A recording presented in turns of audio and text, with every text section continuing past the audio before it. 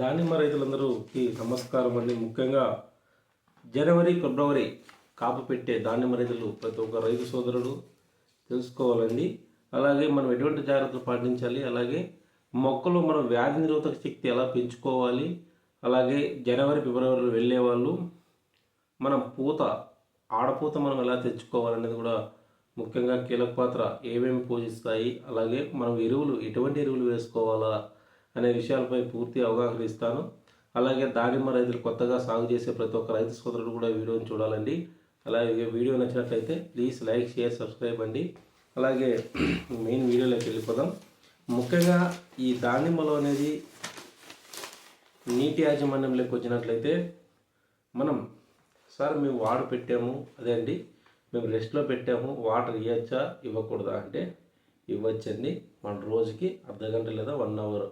ఎందుకంటే మనకు టోటల్ మొక్కలో ఆపేస్తే మనకు మొక్కలంత ఇబ్బంది పడే ఛాన్స్ ఉంటుంది. కాబట్టి కొద్దిగా లైట్గా మన తడి అనేది ఇవ్వాలా. ఎందుకంటే మొక్క కొద్దిగా స్టాండర్డ్గా ఉండడానికి, అలాగే మొక్కలో క్రియా యాక్టివిటీ అంటే కిరణజన సమయం క్రియ కొద్ది వరకు జరగాలండి. ఎందుకంటే మనం ఒకటేసారిగా కంప్లీట్గా వాటర్ ఆపేస్తే మనకు చెట్టు ఒత్తిడికి గురయ్యే ఛాన్స్ ఉంటుందండి. ఓకే, నీటి యాజమాన్యం గమనించినట్లయితే తేమ కూడా మనకు ఒకే విధంగా ఉండాలి, తేమ శాతం. ఎందుకంటే తేమ శాతంలో మనకు అంటే నీటి యాజమాన్యంలో హెచ్చు తగ్గులు ఉంటే కాయలు మనకు పగులు అనేది ఏర్పడడానికి ఆస్కారంగా ఉంటుంది. ఇంకోటండి, డ్రిప్ పద్ధతిలో మనం నీరు పెట్టినట్లయితే కాయలు మనం ఉన్నప్పుడు కొద్దిగా నీళ్ళు అనేది అవసరం అవుతాయి.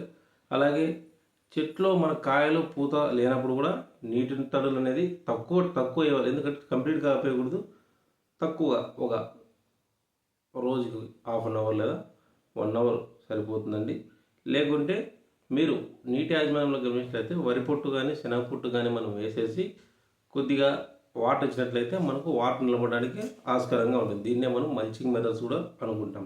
ఓకే, ఈ జనవరి, ఫిబ్రవరిలో కాబోయే వాళ్ళు రైతులు ఏం చేయాలా ముఖ్యంగా గమనించినట్లయితే 3 సీజన్లో మనం కాపుకి వెళ్తామండి. జనవరి, ఫిబ్రవరి, జూన్, జూలై, సెప్టెంబర్, అక్టోబర్.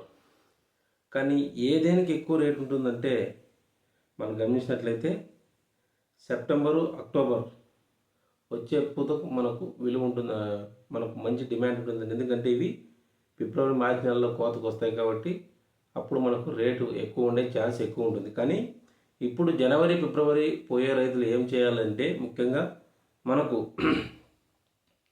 నీళ్లు మనం కంప్లీట్గా వాడనేది ఎలా పెట్టాలంటే కంప్లీట్గా ఆపేయకూడదు, లైట్గా తడులు ఇవ్వాలని నేను చెప్పినట్లుగా మనం రెస్ట్ అనేది మొక్కకి ఎన్ని రోజులకి ఇవ్వాలంటే 2 నెలలు కంప్లీట్గా మనం 2 నెలలు అంటే జనవరి, ఫిబ్రవరిలో కాపులే వాళ్ళు నవంబర్, డిసెంబర్ నుంచే మనము మొక్కను మనం వాడు పెట్టేసుకోవాలా. వాడు పెట్టిన తర్వాత మనం ప్రూనింగ్ కొమ్మలు కత్తిరింపు చేసేసి ఎరువులు ఇచ్చేసి తర్వాత మనం వాటర్ వేసుకున్నట్లయితే మొక్కలు అనేది మనకు కంప్లీట్గా ఒకటేసారి మనకు ఫ్లవరింగ్ రావడానికి ఆస్కారంగా ఉంటుంది. ఓకే, ఈ ఎరువులు కొమ్మ కత్తిరింపులో మనం గమనించినట్లయితే కొమ్మలు మనకు మెయిన్ కొమ్మ మనం గమనించినట్లయితే చిక్కు కొమ్మలు తీసేసి అంటే సైడ్ బ్రాంచెస్ తీసేసి మెయిన్ మనం బలుపు వచ్చే కొమ్మని నిలబెట్టుకోవాలి. ఎందుకంటే బలుపుగా ఉండే కొమ్మకే మనకు కాయలు నిలబెట్టుకోవడానికి కెపాసిటీ అనేది ఎక్కువగా ఉంటుంది.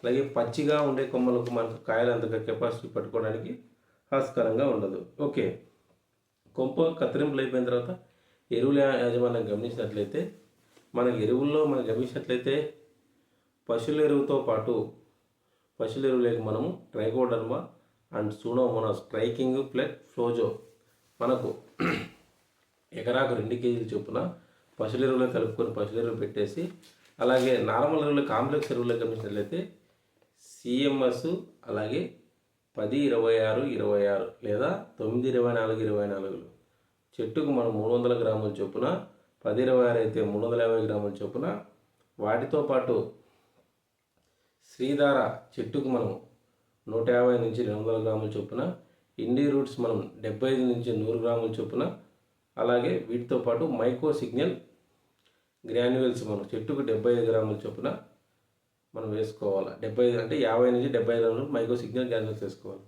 ఓకే సార్, ఈ 10-26 తెలుసు, మాకు 9-24-24 తెలుసు, వాడికి ఏదో ఒకటి వేసుకొని, అలాగే ఇండి రూట్స్ అంటే ఏమి, అలాగే శ్రీధార అంటే ఏమి, మనకు మైక్రో సిగ్నల్ అంటే ఏమంటే ముఖ్యంగా మనం ఇండి రూట్స్ అనేది మనకు దానిమ్మలో అద్భుతంగా మనకు ఎన్నో రకాల కోట మైక్రోబ్స్ ఉంటాయి. అలాగే హుమిక్, పల్విక్, అమైనో యాసిడ్స్ అనేవి ఉంటాయి.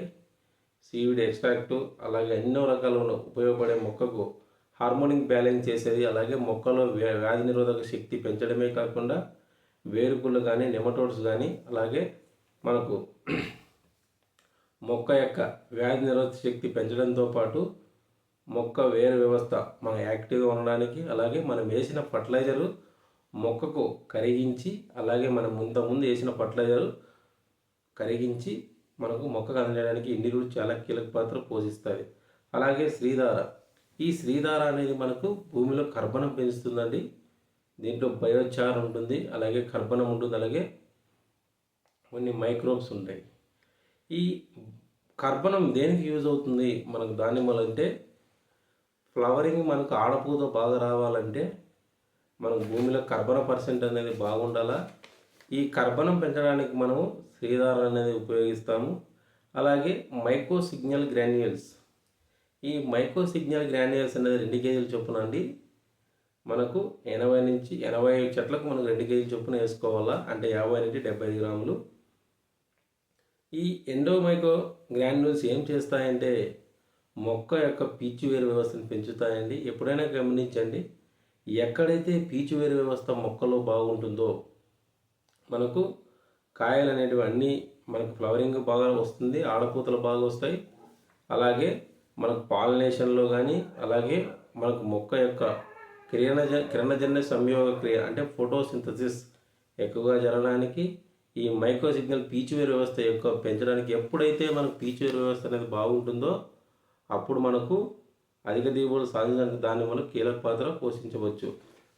ఈ పీచువేరు వ్యవస్థ అలాగే మొక్కలో వ్యాధి నిరోధక శక్తి ఉంటే మన బ్లైట్ కానీ, అలాగే యాంథ్రాక్నోజ్ కానీ, సర్కోస్పోరా కానీ ఇలా ఎన్నో మనకు మచ్చలు వచ్చినా మొక్క మనకు వ్యాధి నిరోధక శక్తి ఉంటుంది కాబట్టి మొక్క తట్టుకోవడానికి ఆస్కారంగా ఉంటుంది. అలాగే నేను చెప్పిన ఫర్టిలైజర్ మీకు ఎటువంటి సందేహాలున్నా దానిమ్మ రైతులు నన్ను కామెంట్లు అడగండి, కంపల్సరీ మీకు రిప్లై ఇస్తాను అనమాట. అలాగే మీ తోటి రైతులకు కూడా వీడియోను షేర్ చేయాలి. ఇంకోటండి, చెట్లు మనకు రెస్టింగ్ పీరియడ్లో ఉన్నప్పుడే మనం కొమ్మలను కత్తిరించుకోవాలా. అలాగే కత్తిరించిన తర్వాత మనం 2-3 ఇగుర్లు ఉన్నిచ్చేసి మిగతావి తీసేయాలా. అలాగే ఆ వచ్చిన కొమ్మలు కూడా బలుపు వచ్చేటట్లు చూసుకోవాలా. అంతేగాని మనం చిన్న కొమ్మలు పెట్టుకోకూడదండి, బలమైన కొమ్మలను పెట్టుకోవాలి. దీని ద్వారా మనకు కొమ్మలపై మన పూత వచ్చి పిందెలు ఏర్పడి మనకు కాయ సైజు పెరగడానికి ఆస్కారంగా ఉంటుందన్నమాట.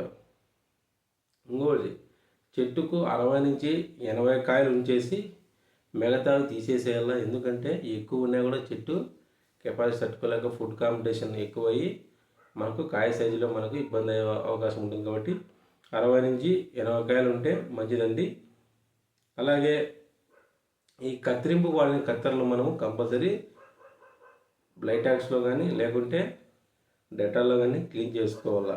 అలాగే ఎప్పుడైనా సరే ప్రతి మొక్కకు ఒక బలమైన కొమ్మని ఎంచుకోవాలా కత్తిరింపులు కింద మొదల్లో. తర్వాత 2-3 సంవత్సరాల్లో మనకు అంటే చెట్టు మనం 16 నెలలు 18 నెలలు పెడతారండి క్రాపు. 2-3 ఏళ్ళ వరకు మనం కింద నుంచి ఒక 3 కొమ్మలు పెట్టుకోవాలా, అంటే ఇట్లా పంగలుగా.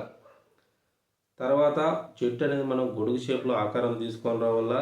అలాగే నీటిగా అంటే కిందికి పాకే కొమ్మలు కత్తిరించాలా, అలాగే గుబురుగా ఉండే కొమ్మలు కత్తిరించాలా. అలాగే చెట్లు మన రెస్టింగ్ పీరియడ్లో ఉన్నప్పుడు చివరి కొమ్మలు మాత్రమే కట్ చేయాలి, అది కూడా 10 నుంచి 15 సెంటీమీటర్ల కట్ చేయాలి. అలాగే నీటి యాజమాన్యం కూడా చెప్పానండి.